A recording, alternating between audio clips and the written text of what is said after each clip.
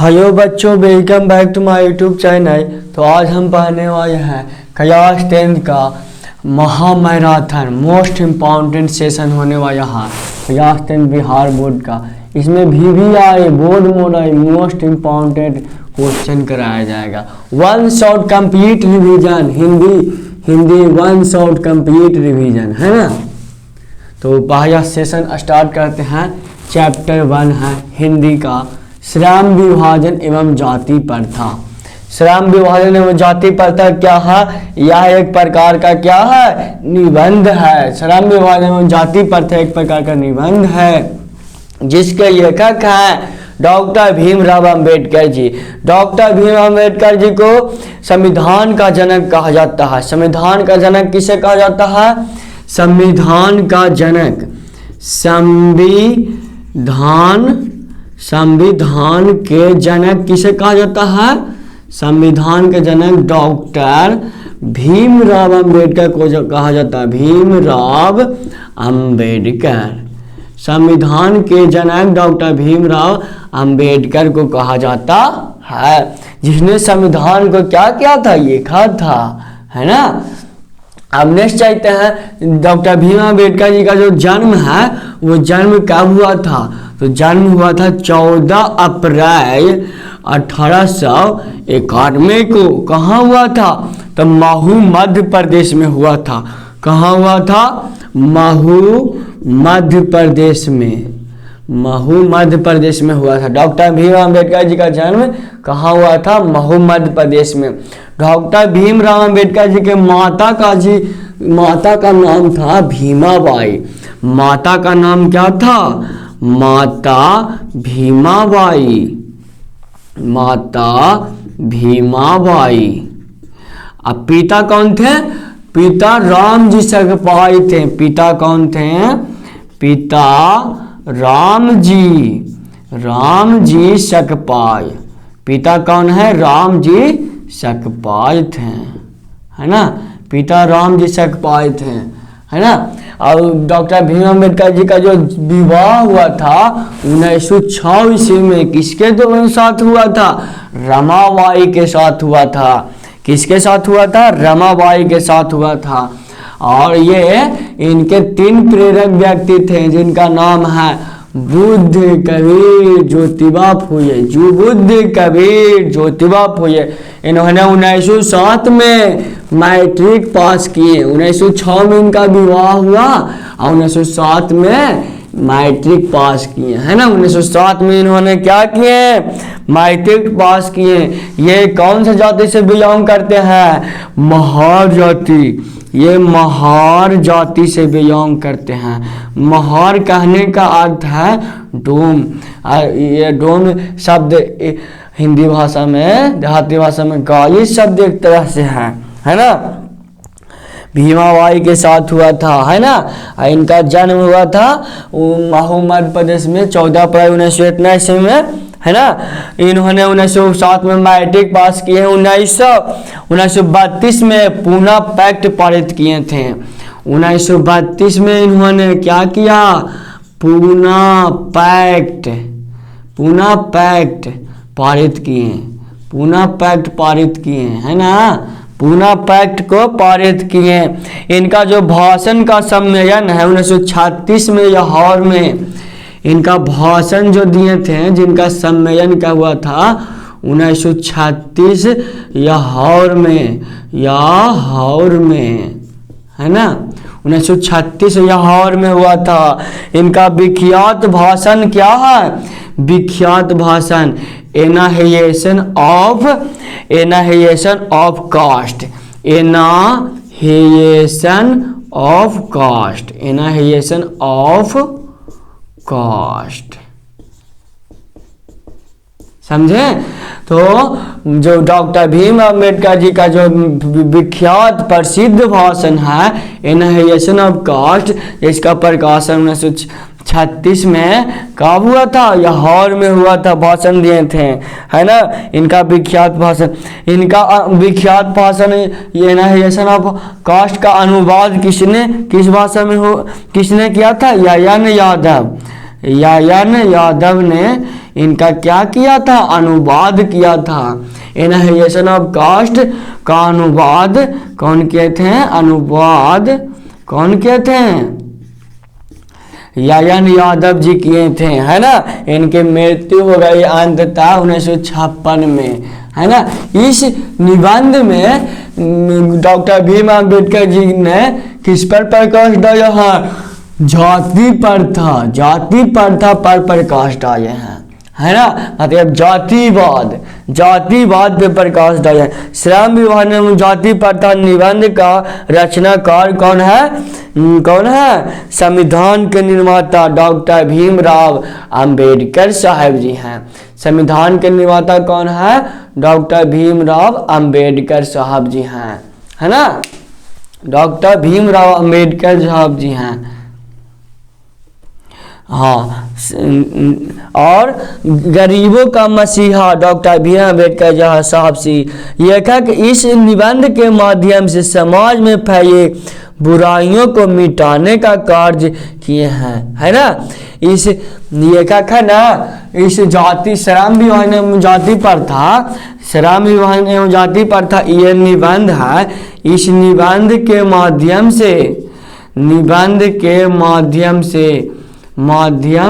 से क्या किए हैं, निबंध के माध्यम से क्या किए हैं, समाज में फैली बुराइयों को, समाज में फैली बुराइयों को, जितना भी बुराई है, बुराइयों को मिटाने का प्रयास किए हैं,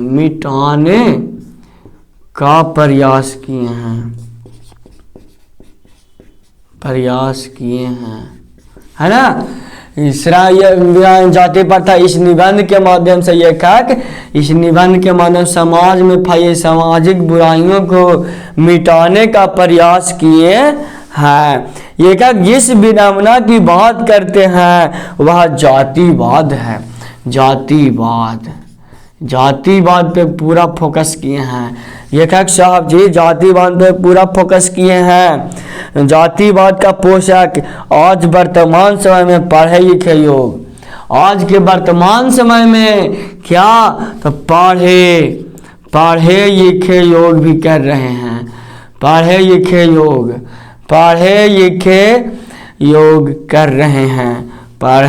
लोग जात पात की भावना को कर रहे हैं, जात पात की भावना, है ना, को पैदा कर रहे हैं, है ना।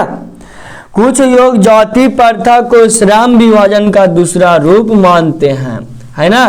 कुछ लोग तो जाति प्रथा है ना, ये जाति प्रथा इसको श्रम विभाजन का दूसरा रूप मानते हैं। क्यों?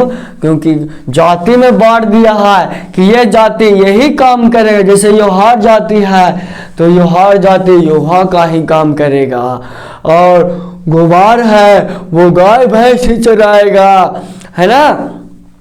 तेजी जात है वो तेज ही दुकान ही बेचेगा, तेज ही बेचेगा, है ना।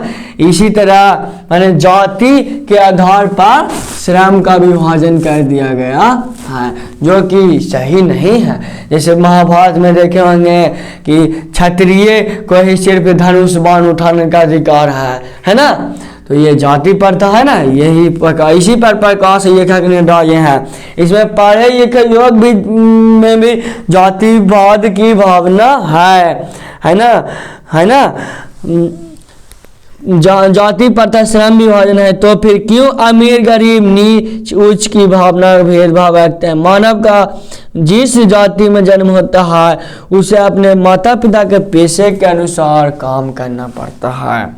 यह श्रम विभाजन एवं जाति प्रथा, यह एक श्रम विभाजन एवं जाति प्रथा, यह एक ऐसा विधि है, श्रम विभाजन एवं जाति प्रथा एक ऐसा विधि है जिसको जन्म से ही क्या उसके कार्यों को निर्धारित किया जाता है। अगर कोई बच्चा अगर गुबार जाति में पैदा होता है तो उसे गाय भैंस चराना है, अगर कोई त्योहार में है तो युवा वगैरह का काम करना है ना। अगर कोई पंडित में जन्म लिया है तो वो पूजा पाठ ही कराएगा, है ना। इस तरह से जातिवाद, है ना, जात डोम जात में पैदा लिया है, महार जात में तो वह नाई गंदगी को सफाई करेगा, नाया को सफाई करेगा, बहार सुहार करेगा। इस तरह से श्रम का विभाजन किया जाति प्रथा के अनुसार, है ना। तो है ना, जाति प्रथा जन्म पर आधारित होता है, लेकिन श्रम विभाजन रुचि पर आधारित होता है। जाति प्रथा है ना, जाति प्रथा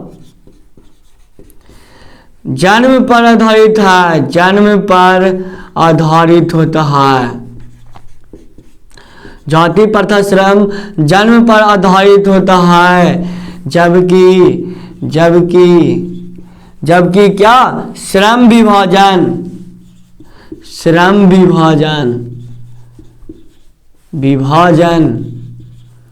रुचि पर आधारित होता है।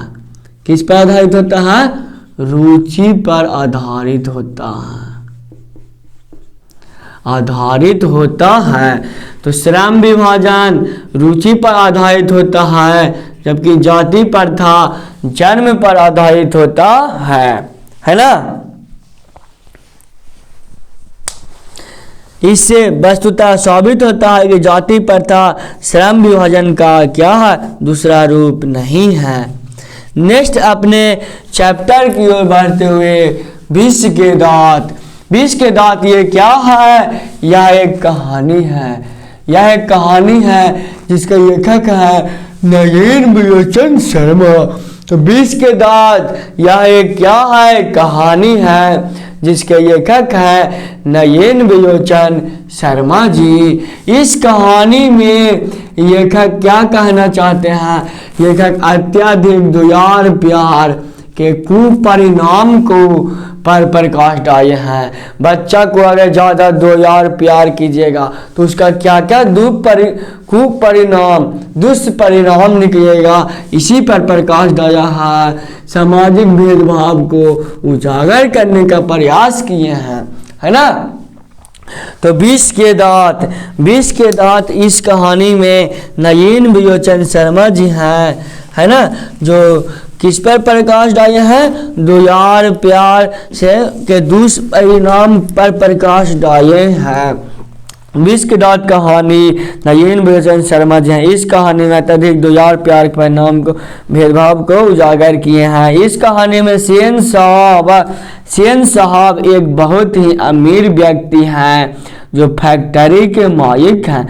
इस कहानी में सेन साहब एक बहुत ही अमीर व्यक्ति हैं जो फैक्ट्री के मालिक हैं। इन्हें अपने धन पर काफी घमंड है। यह गरीबों की भलाई करना नहीं जानते, लेकिन इनकी एक काले रंग की कार भी है।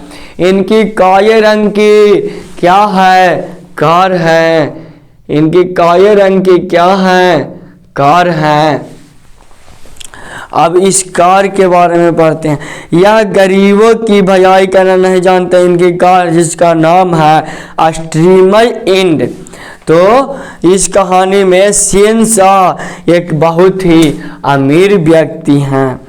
तो विष के दांत शीर्षक कहानी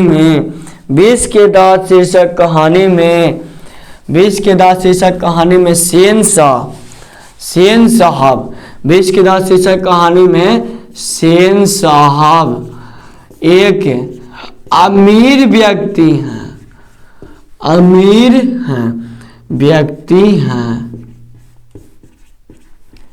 इनके एक क्या है?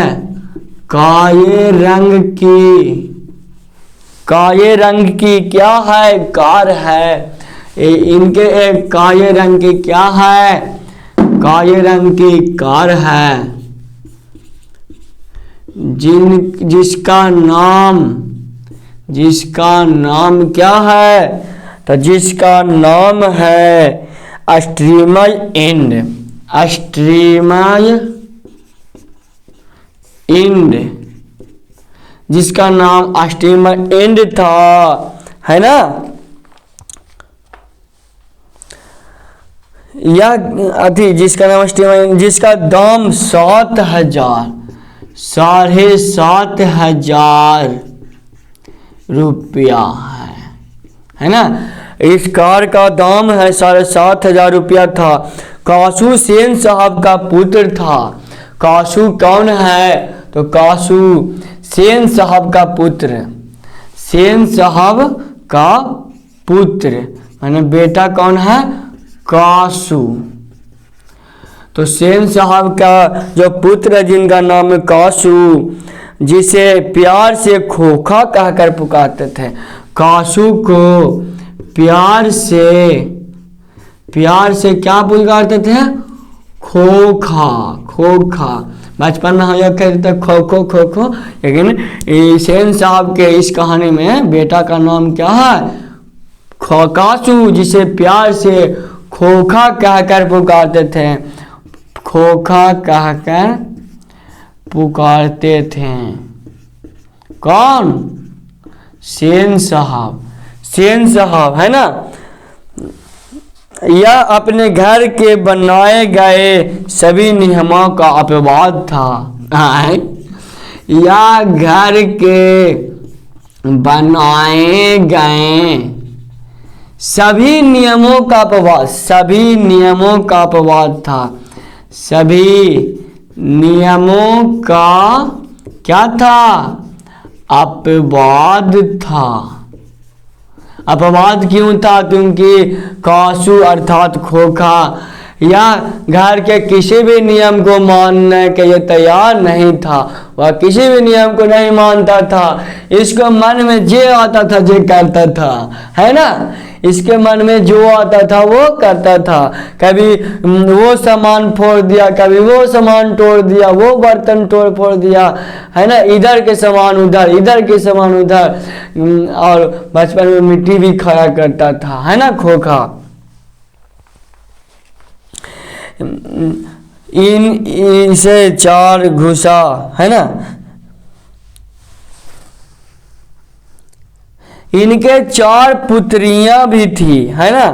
कि इनके 4 पुत्रियां थी, इनकी 5 पुत्रियां थी। सेन साहब की कितनी पुत्रियां? तो सेन साहब की 5 पुत्रियां थी, 5 पुत्रियां थी, है ना। सेन साहब की कितनी पुत्रियां थी? तो सेन साहब की 5 पुत्रियां थी। सेन साहब की कितनी पुत्रियां थी? 5 पुत्रियां थी। जो घर के कठपुतली कही जाती थी, जो कठपुतली के समान माना गया। 5 पुत्रियां थी जो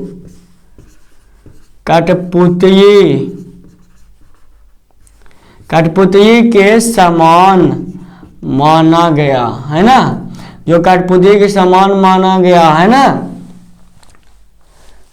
कठपुतली के समान इसे हर प्रकार के तमीज सिखाया जाता था। हर प्रकार के घर का संस्कार, बेटियों को हर प्रकार के तमीज संस्कार सिखाया जाता था। इसे घर की कठपुतली एक तरह से माना जाता था। जैसे कहता था उसे करती थी। सेन साहब की कितनी पुत्रियां? 5 पुत्रियां। सेन साहब की कितनी पुत्रियां? 5 पुत्रियां थी। कासू इस कहानी में बिगड़े बाप का बिगड़ा संतान था। कासू क्या है? इस कहानी में बिगड़े बाप का बिगड़ा संतान, है ना। बिगड़े बाप का बिगड़ा संतान है। या एक जिद्दी लड़का है, जो मन में इसके मन में आता है वही करता है। खोखा यह एक जिद्दी लड़का है, जिसको इसके मन में जो आता है वही करता है ना। खोखा यह एक जिद्दी लड़का है, इसके मन में जो आता है वही करता है ना। और क्या है? वह पिता के जैसा ही अहंकारी है। या खोखा है जो अपने पिता के जैसा ही अहंकारी है, अहंकारी भी है है ना। उसकी हर गायत्री में माता पिता को खुशी होती है। अर्थात खोखा कोई भी गायत्री करता है ना तो इनके पिताजी हैं सेन साहब और इनके जो माता जी हैं इनको क्या होता है, खुशी होती है। अधिकतर के माता पिता ऐसे ही होते हैं, अगर उनका बच्चा गायत्री कोई कर रहा है तो उन्हें खुशी होती है ना। तो इसी तरह सेन साहब के खुशी होते थे जब या कोई गलत काम करता था, है ना। गायत्री करता तो उन्हें खुशी होता था मेरा बेटा आगे चलकर इंजीनियर बनेगा, और कहते थे खुशी होकर कि मेरा बेटा आगे चलकर क्या बनेंगे, इंजीनियर बनेंगे। क्या बनेंगे, इंजीनियर बनेंगे, है ना। मेरा बेटा आगे चल के इंजीनियर बनेंगे, है ना। इस कहानी में मदन एक गरीब पिता का क्या है, बेटा है। इस कहानी में मदन क्या है, एक गरीब पिता का बेटा है ना। इस कहानी में मदन एक गरीब पिता का बेटा है। गरीब पिता गिरधर याई का बेटा है ना, जो बहुत ही ईमानदार और स्वाभिमानी है। मदन इस कहानी में मदन है ना, विष के दांत। इस कहानी में मदन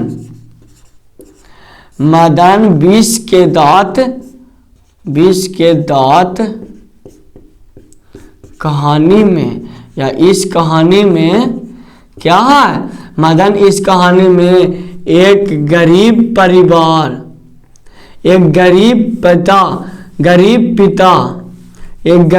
पिता किसका, गिरधर याई का बेटा है। गिरधर याई का बेटा है ना। गरीब पिता गिरधर याई का बेटा है। यह बहुत ही ईमानदार और स्वाभिमानी है। मदन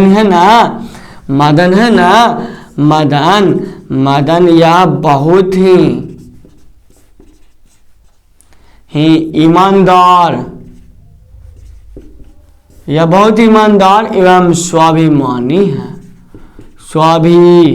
स्वाभिमानी है। यह बहुत ही ईमानदार एवं स्वाभिमानी है ना। एक समय की बात है जब मदन कार को छूना चाहता था। एक समय की बात है जब मदन है जो सेन साहब के कार को छूना चाहता था, मात्र छूना चाहता था, है ना। उसी समय सेन साहब के ड्राइवर ने क्या कर दिया, उन्हें धक्का दे दिया, है ना। मदन क्या था, गरीब पिता गिरधर याई का बेटा था। अब मदन है ना, अब मदन के पिता गिरधर याई सेन साहब के यहाँ काम किया करते थे, है ना। तो मजदूरी किया करते थे। तो मदन गया पिताजी को बजाने, तो देखा कि एक कार लगी हुई है काले रंग की, तो उसे छूना चाहा। तो जो सेन साहब के जो ड्राइवर साहब थे वो धक्का दे दिए। धक्का देने किनको, मदन को धक्का मार दिया। और वो मदन क्या हो गया, मदन सड़क पर गिर गया। मदन सड़क पर क्या हो गया, गिर गया। मदन सड़क पर गिर जाता है। मदन क्या सड़क पर गिर जाता है ना। और उसके पैर से खून निकलने लगता है। इस प्रकार मदन पर झूठा आरोप लगाकर मदन की पिटाई करता है ना। मदन की खूब पिटाई करता है कि कार को नुकसान पहुंचा रहा था, है ना। और मदन की खूब पिटाई। इस कहानी में जब कोई गरीब किसी अमीर के शरण में रहता है, इस कहानी में जब कोई गरीब अमीर के शरण में रहता है तो वह किसी गरीब का साथ नहीं देता। इस कहानी में मदन और कासू के बीच क्या होता है, छोटे छोटे झगड़े होते हैं। नट्टू के खेल को माना गया। इस कहानी में मदन और कासू के बीच के झगड़ा का मुख्य कारण क्या है, मदन एवं कासू के बीच झगड़े का मूल कारण, मूल बीच झगड़े का मुख्य कारण क्या बताया गया है? मुख्य कारण यट्टू के खेल को बताया गया है, यट्टू के खेल को बताया गया है ना। इस कहानी में मदन और कासू के बीच के झगड़ा का मुख्य कारण यट्टू के खेल को बताया गया है ना। क्योंकि जब मदन को गाड़ी छूने नहीं दिया और उसके बदले में उसे धक्का दे दिया है ना, उसके नौकर अति ड्राइवर ने धक्का दे दिया, इस बात को लेकर मदन ने भी यट्टू खेलने से क्या किसको इनकार कर दिया? कासू को इनकार कर दिया कि हम तुम्हें यट्टू खेलने नहीं देंगे, हम तुम्हारे साथ यट्टू नहीं खेलेंगे, है ना। जिस पर कासू ने मदन को 2-4 घूसा दबा दिया। मदन को किसने? कासू अर्थात खोखा ने 2-4 घूसा दबा दिया कि मुझे नहीं खेलने देगा तुम यट्टू, मैं खेलूंगा यट्टू, है ना। इस बात पे और खूब मदन ने भी कासू को खूब पीटा और 2 दांतें भी तोड़ दिया। मदन ने इस बात पे मदन ने कासू की क्या 2 दांतें तोड़ दिया, 2 दांतें तोड़ दिया, है ना। मदन ने भी खूब पिटाई किया इस कासू को, खोखा को, और उसकी 2 दांतें क्या कर दिया? तोड़ दिया, है ना। इसके माध्यम से, इस कहानी के माध्यम से कहानी का यह बताना चाहते हैं, बालक जिद्दी होता है तो उसे अमीर और गरीब का कोई डर नहीं होता है। अगर कोई बालक जिद्दी है तो उसे अमीर गरीब का कोई फर्क नहीं पड़ता है, कोई फर्क नहीं पड़ता, कोई डर नहीं होता। इस प्रकार से पिटाई करने के बाद गिरधर याई को नौकरी से निकाल दिया जाता। अगर कासू की 2 दांतें तोड़ देता है, पिटाई खूब करता है, इस पर सेन साहब है ना, सेन साहब जो किसको? मदन के पिता गिरधर याई को इनको नौकरी से निकाल देते हैं, नौकरी से निकाल देते हैं, नौकरी से निकाल दिया जाता है ना। इस प्रकार से पिटाई करने के बाद गिरधर को नौकरी से निकाल दिया जाता है। वहीं गिरधर जो अपने बेटे को रोज पीटा करता था, उस दिन पिटाई ना करके उसे छाती से लगा लेता है। क्यों लगा लिया? और शाबाशी देते हुए कहता है कि आज तुमने अपने पिता का, अपने माँ अपमान का बदला ले लिया। और इस प्रकार से यह विश्वदार कहानी कंप्लीट होता है।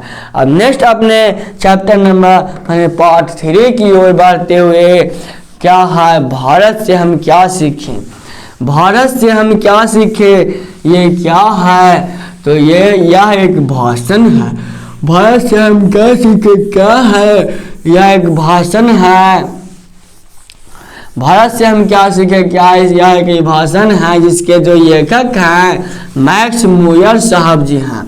इनके जो लेखक हैं जिनका नाम है मैक्स मुयर साहब जी, है ना, मैक्स मुयर जी। मैक्स मुयर जी इसी भाषण में क्या किए हैं? देश की सभ्यता, भारत देश की सभ्यता, संस्कृति, रीति रिवाज, देश की रहन सहन, देश की सुंदरता के बारे में उजागर किए हैं, बताए हैं, है ना, बताने का प्रयास किए हैं कि हम सभी विश्व का पूरा जो वर्ल्ड है सभी लोग भारत से ही सीखे हैं। क्या सीखे हैं? कि कैसे रहना है, सभ्यता, संस्कृति, रीति रिवाज, रहन सहन, देश की सुंदरता को कैसे बढ़ाया जाए, सभी सीखे हैं, भारत देश से ही सीखे हैं। यह किनका कथन है? मैक्स मुयर जी का कथन है, लेखक मैक्स मुयर जी का यह कथन है ना, कि हम सब कहाँ से सीखे हैं रहन सहन, रीति रिवाज, सभ्यता, संस्कृति। तो हम लोग कहाँ से सीखे हैं? तो भारत देश से ही सीखे हैं, है ना। लेखक के अनुसार अगर धरती पर कहीं स्वर्ग दिखाई पड़ता है तो वह देश है भारत है।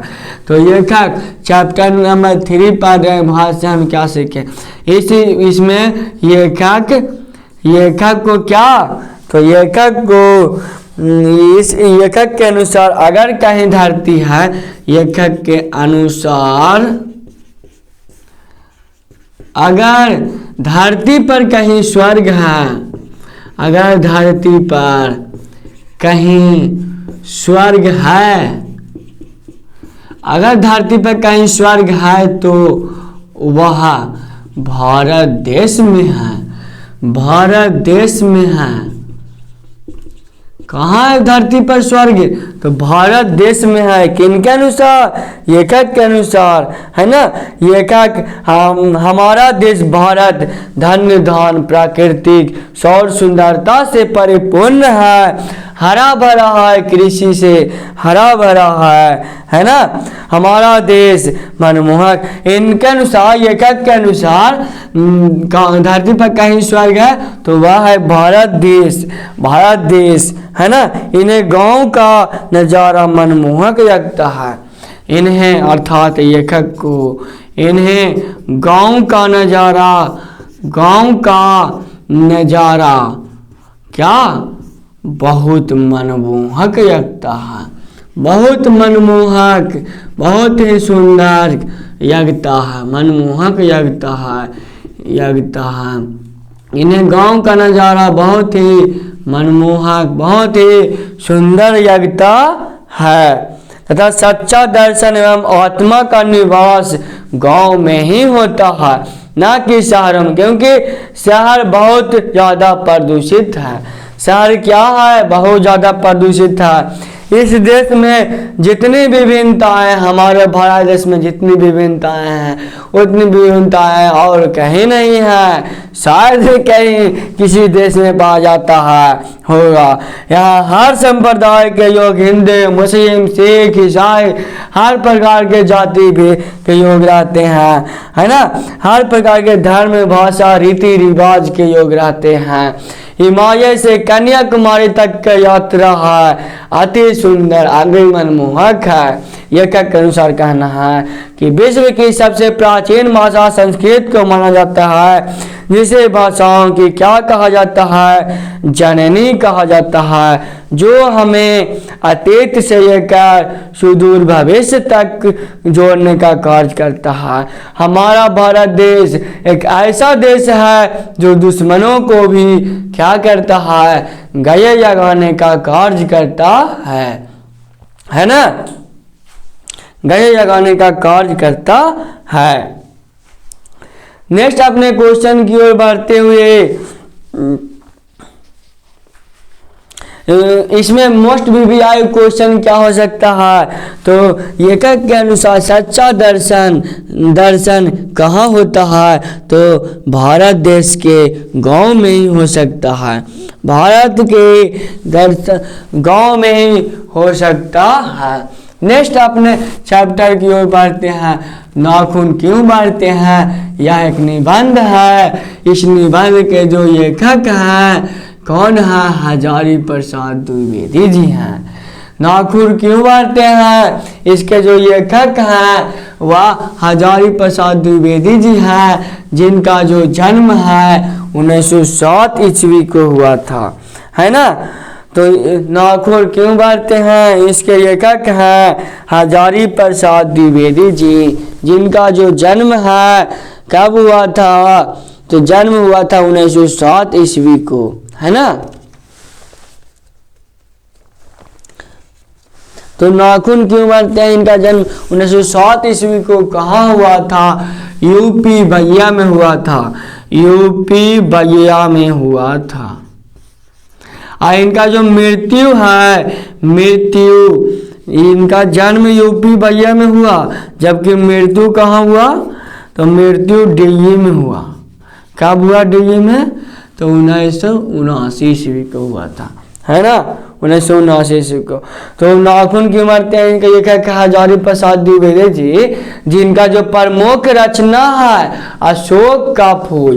प्रमुख रचना क्या है? अशोक का फूल। एक कुत्ता और एक मैना, सरीस का फूल, सरीस का फूल, एक कुत्ता और एक मैना। चंद्र ये एक अनाम दास का पोथा, है ना। तो नाखून क्यों बांटते हैं? निबंध है नाखून लेखक के अनुसार, है ना। इस निबंध के माध्यम से लेखक मानवों में बढ़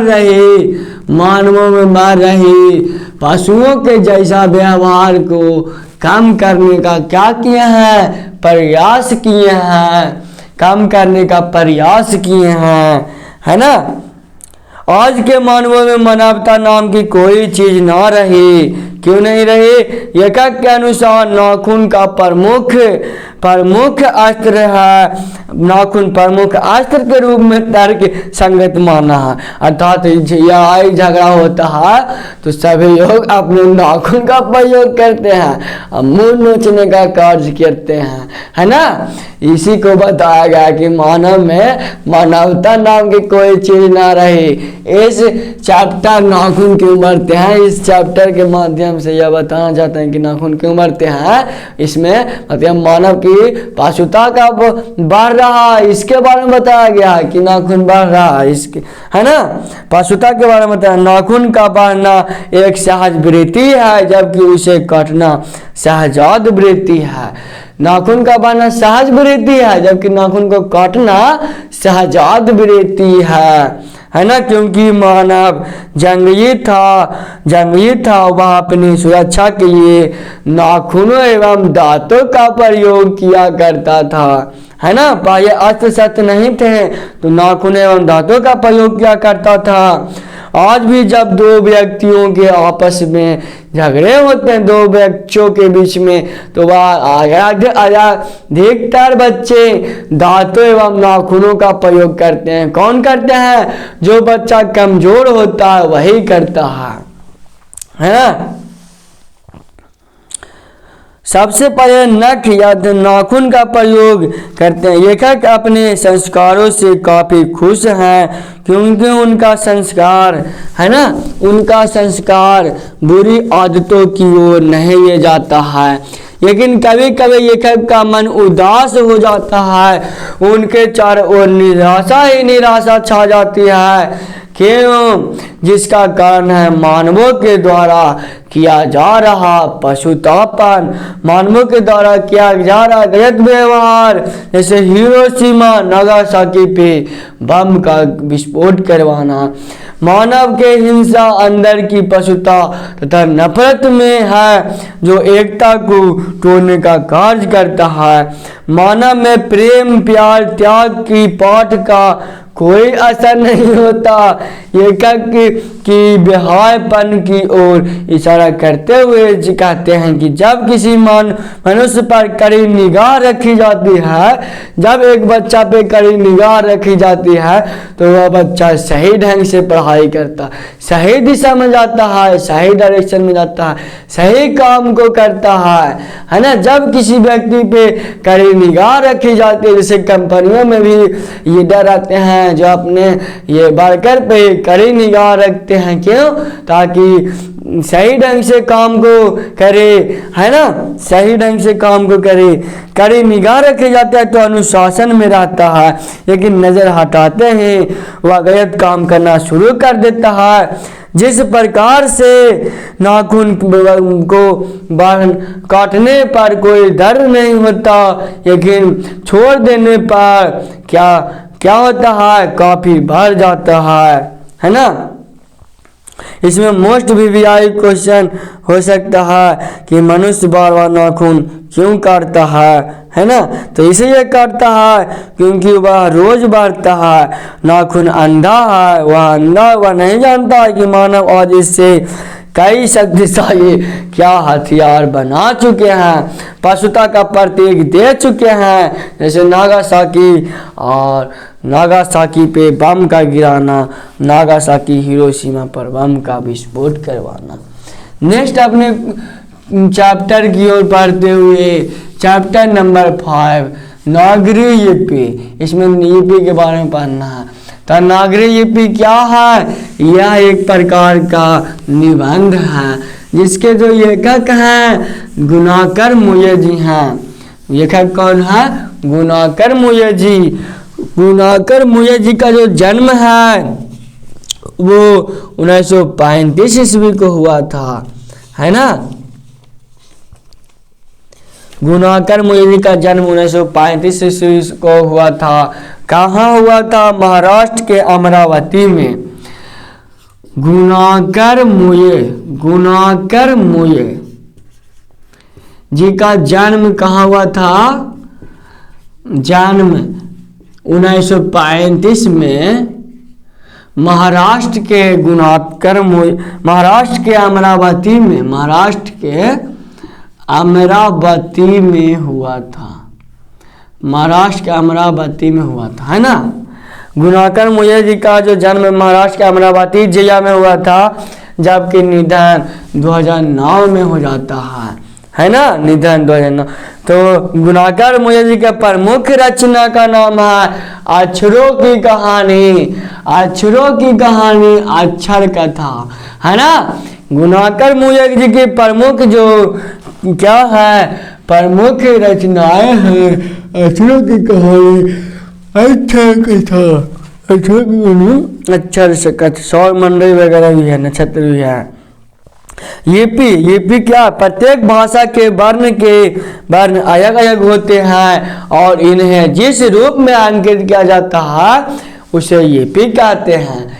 तो लिपि किसे कहते हैं? तो प्रत्येक भाषा के अलग अलग क्या होते हैं? वर्ण होते हैं और उन्हें जिस रूप में अंकित kiya जाता है, जिस रूप में प्रदर्शित लिखा जाता है उसे कहते हैं लिपि। लिपि का शाब्दिक अर्थ होता है लिखावट। लिपि का शाब्दिक अर्थ क्या होता है? लिपि का शाब्दिक अर्थ क्या होता है? लिखावट होता है। शाब्दिक अर्थ लिखावट होता है ना। लिपि का शाब्दिक अर्थ क्या होता है? लिखावट होता है। लिपि का शाब्दिक अर्थ लिखावट, यह भाषा शब्द व्यक्त करने का एक माध्यम है। लिपि क्या है? भाषा को व्यक्त करने, एक दूसरे से दूसरे व्यक्ति व्यक्त करने का क्या है? एक माध्यम है ना, होती है। लिपि का विकास 4 अवस्थाएं होती है: प्रतीक लिपि, चित्र लिपि, ध्वनि लिपि, भाव लिपि। तो लिपि 4 प्रकार के होते हैं। पहला होता है प्रतीक लिपि, और दूसरा होता है चित्र लिपि, तीसरा भाव लिपि, चौथा ध्वनि लिपि। माने अपने भावना को, अपने मन के भावना को कैसे एक दूसरे से व्यक्त कर सकते हैं? पहला तो चित्र के माध्यम से अपने मन के भावना माने चेहरा से बता सकते हैं कि हाँ क्या है, दुख है कि खुशी है। आप बोल कर बता सकते हैं। प्रत्येक माने सिंबल देकर, इशारा करके अर्थात बता सकते हैं किसी को कि हम उसे क्या कहना चाहते हैं, है ना। तो लिपि का कितना रूप है? 4 रूप है, चित्र, भाव, ध्वनि, प्रतीक, है ना। हमारे देश की प्रमुख भाषा क्या है? हिंदी है। हिंदी जो भाषा है वो कौन सा लिपि में लिखा गया? हिंदी। तो हिंदी देवनागरी लिपि में लिखा गया। हिंदी कौन लिपि में लिखा गया है? तो देवनागरी लिपि में लिखा गया है। हिंदी कौन भाषा में लिखा गया है? देवनागरी लिपि में लिखा गया है ना। देवनागरी लिपि का जन्म ब्राह्मणी लिपि से हुआ है, जो प्रायः बाएं से दाएं लिखा जाता है। तो देवनागरी लिपि का प्रारंभ कौन सा लिपि से हुआ है? तो ब्राह्मणी लिपि से हुआ है, ब्राह्मणी लिपि से हुआ है।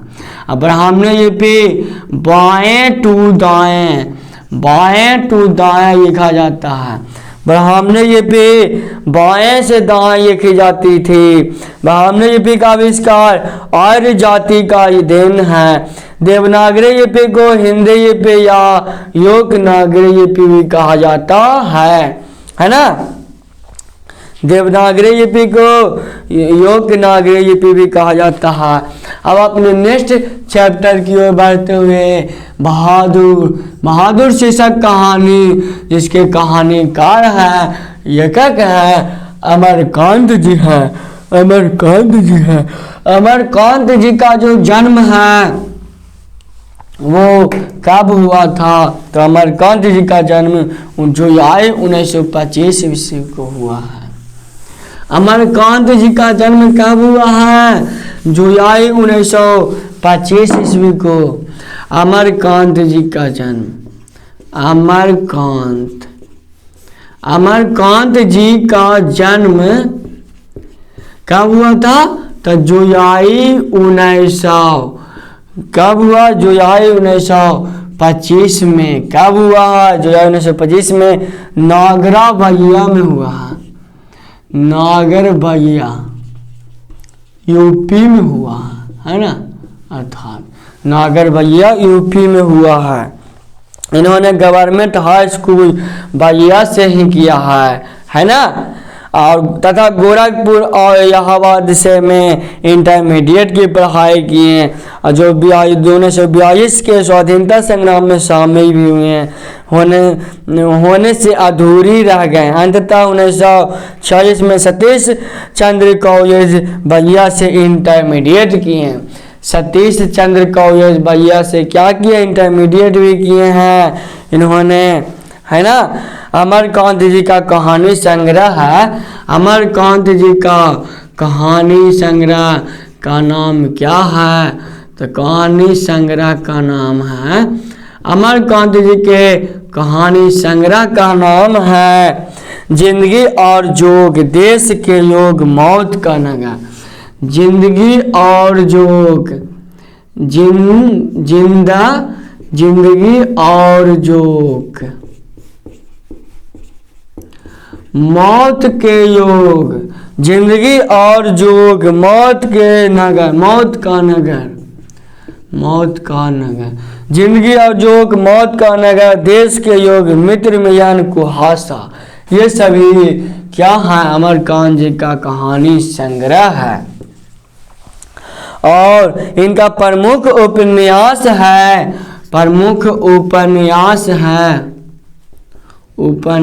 है जिनका नाम है सूखा पत्ता आकाश पक्षी। सूखा पत्ता आकाश पक्षी, सूखा पत्ता आकाश पक्षी, काये उजये दिन, सूख बीच की दीवार, ग्राम सेविका, वानर सेना, है ना। तो बहादुर शीर्षक जो कहानी है, इस कहानी को प्रस्तुत अमरकांत जी के द्वारा किया गया। इसमें मांझे शहर के नौकर के आयशा वाले एक निम्न वर्गीय परिवार में काम करने वाला बहादुर की कहानी है। बहादुर कहानी, ये शीर्षक ही कहानी है, तो बहादुर का ही कहानी में रहेगा रे। इस कहानी में बहादुर एक नेपाली गवई गोरखा है। इस कहानी में कौन है? बहादुर कौन है? बहादुर एक नेपाली गवई गोरखा है, जो क्या है? एक गोरखा इसके पिता नेपाल के बॉर्डर पर नेपाली युद्ध में मारा गए हैं, जिनके कारण घर का सारा जिम्मेदारी बहादुर की माँ के ऊपर आ गई। बहादुर की माँ बहुत ही गुस्साई प्रवृत्ति के थे। बहादुर की माँ है ना, वो बहुत ही गुस्साई प्रवृत्ति थे, गुस्साई प्रवृत्ति के थे। बहादुर की माँ है ना, जो बहुत ही गुस्साई प्रवृत्ति के थे, है ना, अर्थात बहुत ही गुस्सा प्रवृत्ति के। माँ बहादुर की प्रतिदिन पिटाई किया करती थी। कभी कभी बहादुर से प्यार नहीं, कभी भी बहादुर से प्यार नहीं किए। माँ है ना, बहादुर की माँ इसे डेली पिटाई किया करते थे, कभी भी प्यार नहीं दिया, है ना, भाई की प्रतिदिन पिटाई करती थी। माँ चाहते थे कि मेरा बेटा घर के सभी कार्यों में हाथ बटाए। माँ क्या चाहती है कि बहादुर मेरा बेटा है जो मेरे घर के सभी कामों में हाथ बटाए, है ना। लेकिन बहादुर को काम करने का मन ही नहीं करता था, काम करने मन ही नहीं करता था। उसे तो जंगल में जाकर फाई तोड़ कर खाना, फाई फूल तोड़ना, है ना, कविता गीत गाना, गुनगुनाना। बहादुर गोरखपुर के रहने वाला एक मध्यम वर्ग का बालक है जो बहुत ही हंसमुख है। हाँ, बहादुर का जो उम्र है वो कितना है? बहादुर का जो उम्र है वो 12 से 13 बरस ही है, मात्र 12 से 13 बरस है। बहादुर का एज 12 से 13 बरस है।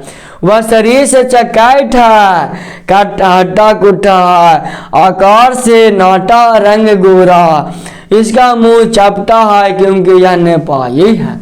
तो हर एक नेपालियों का मुंह क्या होता है? चपटा होता है ना, क्योंकि यह नेपाली है। बहादुर प्यार का भूखा है। वह अपने माँ अपने बेटे को याउंडा शब्द का प्रयोग किया करता था, अर्थात माँ उसे याउंडा कहकर पुकारती थी। माँ अपने बेटे बहादुर को याउंडा, आवारा कहकर पुकारा करती थी, है ना, क्योंकि वह उसे घर के काम में मन नहीं लगता था। वह जंगलों में फल फूल तोड़कर गाना गुनगुनाने में उसे ज़्यादा मज़ा आता था, है ना। एक दिन माँ ने आदेश दिया कि बहादुर जा भैंस चराया। तो भैंस चराने को कहा तो बहादुर ने भैंस चराने की जगह भैंस की खूब पिटाई की। भैंस का खूब पिटाई किया। किसने किया? बहादुर। खूब पिटाई किया, है ना। बहादुर ने ना भैंस का खूब पिटाई किया। इस बात को ये कर माँ ने बहादुर को भी खूब पीटे और उसको घर से भगा दिए, है ना, बहादुर को घर से भगा दिए। अब बहादुर कहाँ जाएगा, है ना। भैंस को दरा मारा ना तो बहादुर की माँ ने बहादुर को भी खूब पीटा, उसे घर से भगा दिया, है ना। बहादुर जानता था कि माँ मुझे नहीं छोड़ेगी। इसी डर के कारण वह घर नहीं गया और किसी तरह वन में रात गुजारी। सवेरे किसी तरह घर से घुसकर माँ के खंजे, मैंने माँ जहाँ पैसे रखती थी वहाँ से 2 रुपया चुराया और घर से भाग गया, है ना। क्योंकि बहादुर भैंस को खूब पीटा था, दौड़ा के पीटा था। जब माँ ने बोला था कि भैंस को जा चरावा तो भैंस को खूब मारा पीटा, है ना। तो वो जानता था कि अगर मारे हैं तो माँ छोड़ेगी नहीं मुझे, तो वह जंगल में ही रात काटा और सुबह में आया, किसी तरह घर में घुस गया और 2 रुपया माँ के टोकरी से चुरा लिया और घर से रवाना हो गया। इस प्रस्तुत कविता कहानी में लेखक जी अर्थात अमरकांत जी वह एक बार अपनी बहन की शादी में अपने पूरे परिवार के साथ वहाँ दोनों देख गए थे, तो देखकर चकित रहे। वहाँ देखा कि घर का सारा काम नौकर करता है। अर्थात नौकर कौन है? नौकर कौन है? बहादुर जो भागा था घर से, तो उसे किसने शरण दिया था? लेखक अमरकांत जी ने अपने घर में शरण लिया था। तो लेखक की बहन ने शरण दिया था। तो लेखक देखकर लेखक के मन में उनके पति निर्मया का भी मन हुआ, काश हमारे पास भी एक नौकर होते तो कितना अच्छा होता। निर्मया ने अपने पति से बार बार जिक्र किया, कहता है कि नौकर चाहिए, नौकर ढूंढो। तो गोरखपुर स्टेशन पर नौकर खोजने निकल पड़ा, जिसे तो बहादुर मिला। जब बहादुर घर आया तो निर्मया की तबीयत ठीक नहीं तो बहादुर आने के कारण निर्मया की तबीयत तुरंत ठीक हो जाती है। वह घर के सभी कामों को बहुत जल्दी कर लेता था। वह कभी भी किसी बात को लेकर बुरा नहीं माना बहादुर, है ना। बहादुर बस बहादुर, पानी बहादुर, कपड़ा बहादुर, जितना भी काम करना है सब में बहादुर बहादुर बहादुर, है ना। बहादुर के आने से लेखक के घर में बहुत सुख सुविधा हुई। बहादुर घर के सभी कामों को करता था, सिर्फ खाना नहीं बनाता था। ऐसे ही मौज में करते रह गए दिन। लेकिन निर्मया प्रतिदिन मुलायम मुलायम रोटियां बना कर खिलाती थी, प्रशंसा करती थी। निर्मया बहादुर के भोजन का विशेष ध्यान देती थी। इस बात का चर्चा आसपास के गांव पड़ोस में भी फैल गया। अचानक एक दिन निर्मया पड़ोस के बहकावे में आकर बहादुर के लिए रोटी नहीं बनाई और बहादुर को सूखी रोटियां खुद रोटी बनाने को कहा। बहादुर अपना भोजन पकाया नहीं जानता था। निर्मया 2-4 थापर बहादुर के गाय पर जमा दिया और भोजन बनाकर कई का सब्जी और रोटी खाया। वह अपने टोकरा में हमेशा खंज गोई खाता था, वगैरह गड्डी जुआ कागज का नाव रखता था। वह जब सोने जाता तो बिस्तर पर सभी प्रकार के खिलौने सजाकर प्रतिदिन संगीत गुनगुना कर ही सोता था। लेखक और निर्मया के बेटे किशोर हैं, जो प्रतिदिन कॉलेज साइकिल से जाता है। वह शॉन में रहता था, शॉन में जीवन जीना चाहता था बहादुर। जो लेखक के जो बेटा था कि कौन था? किशोर, जो शॉन में जीना चाहता था। वह बहादुर से प्रतिदिन साइकिल साफ करवाता था, कपड़ा से साफ करवाता था, इस्त्री भी करवाता था कपड़ा को। अगर किशोर का कोई काम गलती से छोड़ दिया तो भद्दी गालियाँ देता था, 2-4 हाथ जमा भी देता था बहादुर बेचारा पर। पाए घर में पिटाई करने वाले की संख्या 1 थी, अब 2 हो गया, एक किशोर और उनके माँ। किशोर एक शैतान बच्चा था। बहादुर पर तरह तरह के अत्याचार आरोप लगाया करता था, है ना, और खूब पिटाई करवाता था माँ से, है ना। लेकिन लेखक बहादुर के पिता, है ना, लेखक बहादुर के पिता समान थे। वह कभी भी बहादुर को नहीं पीटा, है ना, बहादुर को कभी भी नहीं पीटे थे लेखक।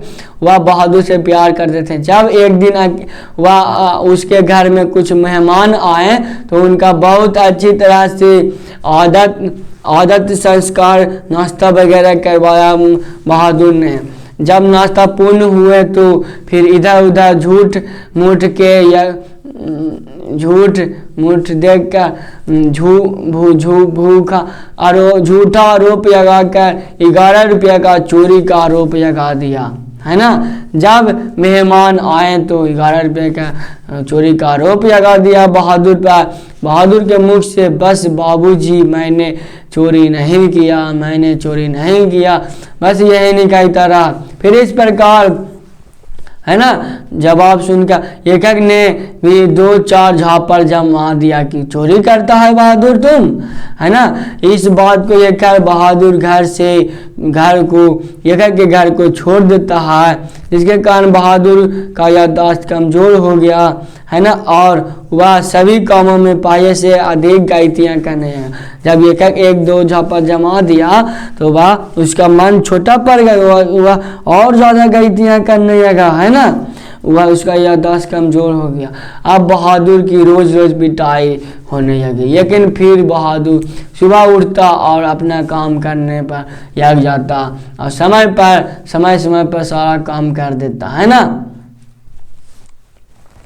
लेकिन एक गलती हो गई एक दिन, जिसके कारण डर से फिर वह मेरी पिटाई होगा। वह अपना एक भी दिन का वेतन ना लेकर सफ़ेद पैंट शर्ट, कागज़ का नाप, गोली, कांची, ताश का गड्डी वगैरह सबको वहाँ ही छोड़ दिया, अर्थात एक के घर से फिर भाग गया, है ना। कुछ गलतियाँ किया बहादुर तो सिलौटी फूट गया, है ना। सिलौटी एक के घर में फोड़ दिया मिस्टेक से, तो वह डर से वह भाग गया एक के घर से कि कहीं फिर से पिटाई ना हो जाए। बहादुर चाहता था कि मैं पैसों जो कमाता हूँ उसे अपने माँ के यहाँ भेज दूँगा, लेकिन ऐसा नहीं हुआ। बहादुर के यहाँ जाने से एक घर शमशान सन्नाटा छा गया। जब एक घर आते हैं तो पूछ बैठते हैं बहादुर भाग गया, तो निर्मया कहती है भाग से भागवा गया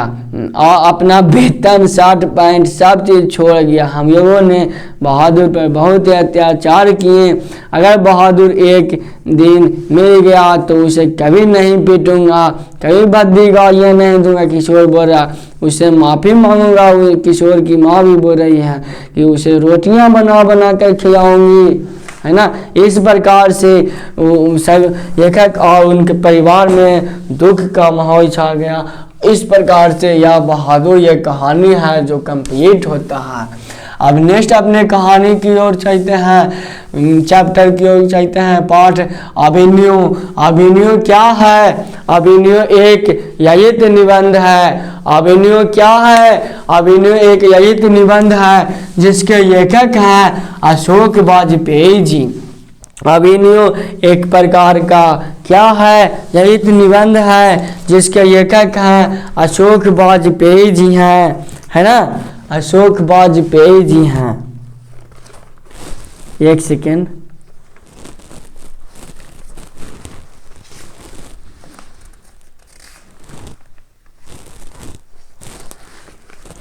हाँ एक सेकेंड रुकिए। तो अभिनय यह है कि ललित निबंध जिसके लेखक है अशोक वाजपेयी, है ना। अभिनय क्या है? अभिनय एक प्रकार का ईसाई मठ है। अभिनय क्या है? अभिनय यह एक प्रकार का ईसाई मठ होता है। अभिनय एक प्रकार का ईसाई मठ है ना, जो दक्षिणी फ्रांस के रोन नदी के किनारे है ना, बसा हुआ है। दक्षिणी फ्रांस के रोन नदी के किनारे बसा हुआ है। अभिनय एक प्रकार का क्या है? ईसाई मठ होता है। ईसाई मठ है जो दक्षिणी फ्रांस के रोन नदी के किनारे है ना। इस कहानी में जो अभिनय कला का प्रमुख केंद्र था। इस कहानी के जो लेखक अशोक वाजपेयी जी का जन्म 16 जनवरी 1941 को छत्तीसगढ़ दुर्ग में हुआ था, है ना। अशोक वाजपेयी जी का जन्म 16 जनवरी 1941 ईस्वी को कहा हुआ था? छत्तीसगढ़ के दुर्ग में हुआ था जन्म। दुर्ग में जन्म हुआ था, है ना। इनके माता का नाम निर्मया देवी जबकि पिता का नाम परमानंद वाजपेयी था। इनके माता का नाम निर्मया देवी जबकि पिता का नाम परमानंद वाजपेयी था। इनके मूल निवास मध्य प्रदेश में था। अभिनय कला का प्रमुख केंद्र माना जाता था। है ना। इनके प्रमुख रचना परीक्षा करते हुए पत्थर, नदियों के किनारे नदी, है ना, ये सब। अच्छा, VVI क्वेश्चन इसमें यह पूछ सकता है कि लेखक अभिनव क्या साथ लेकर गए थे और वहाँ कितने दिनों तक रहे, लेखक की उपलब्धियाँ क्या है। तो लेखक जब अभिनव गए थे तो अपने साथ हिंदी टाइपराइटर मशीन और उस 3-4 पुस्तकें, 4 संगीत के टेप्स ये कर गए थे। लेखक के जीवन में यह पाया दिन का अवसर था जहाँ सांसारिक उपलक्ष्यों से विमुक्त होकर 19 दिन रहकर 45 कविता लिखें। 19 दिन में मात्र 45 कविता लेखक अशोक वाजपेयी जी हैं, जो कि अभिनव गए थे। तो अभिनव ईसाई मठ होता, तो वहाँ गए ना, तो 7 दिन में मात्र कितना कविताएं, 19 दिन में मात्र 35 कविताएं लिख दिए थे और 27 गद्य माने 27 कहानियाँ। 35 कविताएं एवं 27 कहानियाँ लिखना कोई आसान काम नहीं है, बहुत ही मेहनत का काम है। मात्र 19 दिन में यह उनके जीवन का सबसे बड़ा उपलब्धि था, है ना। यह उनके जीवन का सबसे बड़ा उपलब्धि माना जाता है। नेक्स्ट अपने को चैप्टर की ओर बढ़ते हुए मछली शीर्षक कहानी, जिनके लेखक हैं विनोद कुमार शुक्ला जी हैं। मछली शीर्षक कहानी, यह कहानी एक छोटे शहर के निम्न मध्यवर्गीय परिवार के भीतर का है। यह कहानी मछली जो कहानी है, मछली कहानी, यह कहानी छोटे शहर के, यह कहानी क्या है, एक छोटे शहर के निम्न मध्यवर्गीय, छोटे शहर के निम्न मध्यवर्गीय छोटे शहर के निम्न मध्यवर्गीय परिवार के भीतर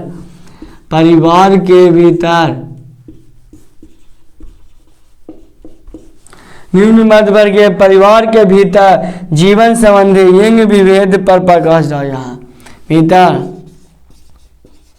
जीवन संबंधी